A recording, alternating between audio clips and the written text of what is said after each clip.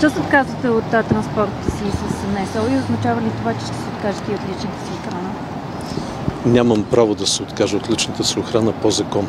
Ако депутатите приемат този закон, нека стигнат до края, ще се откажа от лична охрана. Но защо се отказвам?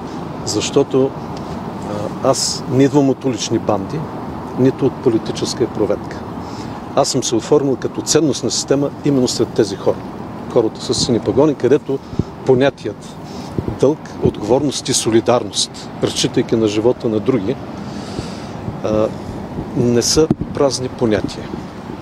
Аз съм бил командир на тези хора, носил съм отговорност за техния живот.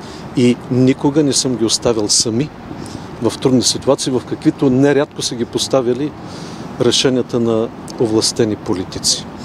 И когато приемат закон, с който принуждават хора да вършат държавна работа с лични автомобили, това е държавен протокол, церемониал, програма на президента, аз ще бъда солидарен с тези хора и ще пътувам със своя личен автомобил.